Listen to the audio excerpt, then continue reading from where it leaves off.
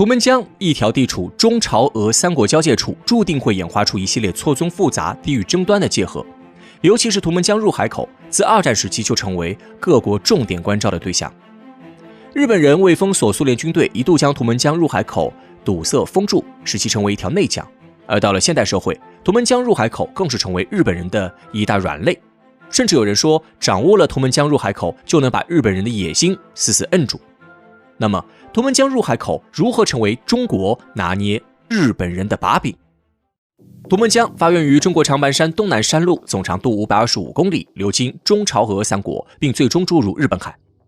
图们江出海口位于中国吉林珲春以南70公里外的晋信镇房川村，被中朝俄三国包围。图们江绝大部分流段属于中朝界河，只有最后15公里下游流域超出中国管辖范围，属于朝俄界河。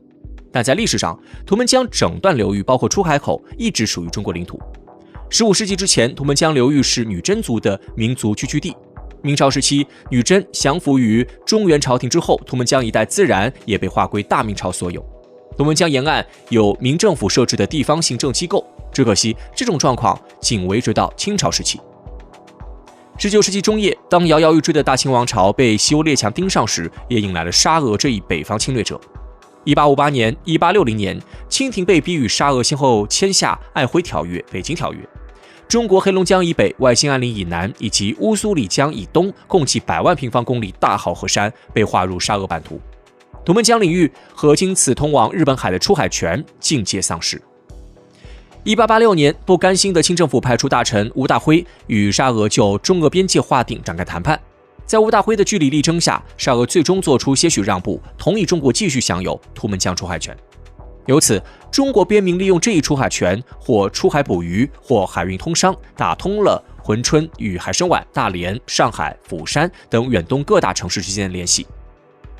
短短几十年，珲春发展成为一个国际性商埠，在吉林省城市规模仅次于吉林市。只不过，日本人打响侵华战争后，中国对图们江入海口的控制权很快再度沦丧。1937年，日本统治集团在对外侵略扩张战略上出现北进苏联和南下太平洋的分歧。次年夏天，日寇眼看德军在欧洲战场攻势如潮，苏联疲于应对，再加上斯大林掀起内部大清洗运动，苏联一些军政长官逃窜至珲春，将远东防务进阶外泄。日本人果断抓住这一天赐良机，将北进苏联战略付诸实施。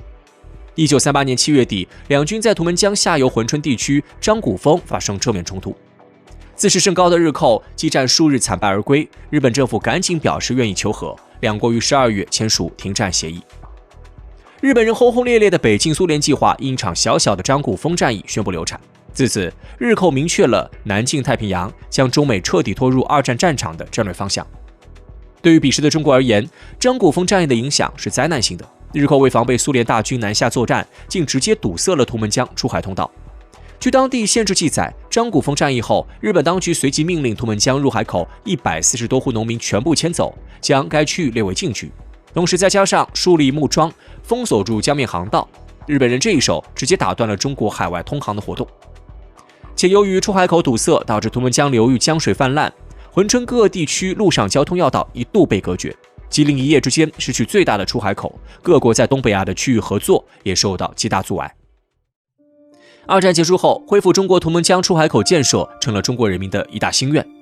新中国成立后，一系列复杂的政治原因导致中国未能及时提出恢复行使图们江通海航行权。直到1964年，中国才首度向苏联、朝鲜方面提出疏通河道、重建港口的建议。此事很快得到朝鲜方面的响应，苏联政府也表示理解。奈何由于后续中苏关系的恶化，图们江出海权问题再度被搁置，直到1987年5月，中国国家海洋局才重提此事。经国务院批准授权，中苏就图们江入海口问题展开谈判。苏联政府表示不反对中国船只在图们江江口地区航行。次年11月，朝鲜方面也给出态度，表示同意中国在图们江水域朝苏段的通航。1989年10月，三国举行联合会谈，苏朝正式承认了中国的图们江通航权。1990年5月28号，中国派出外交部、海洋局、吉林省等相关单位和专家共计64人，乘坐9艘小船进入图们江入海河段考察。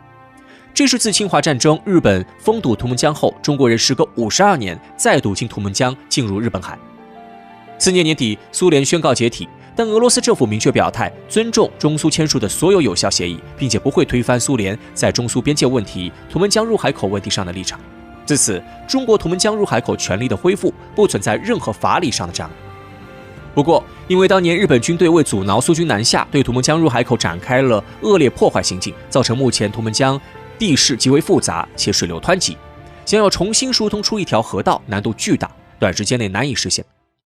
打通图们江入海通道，恢复珲春国际深水港建设，于中国而言极具政治、经济、军事意义。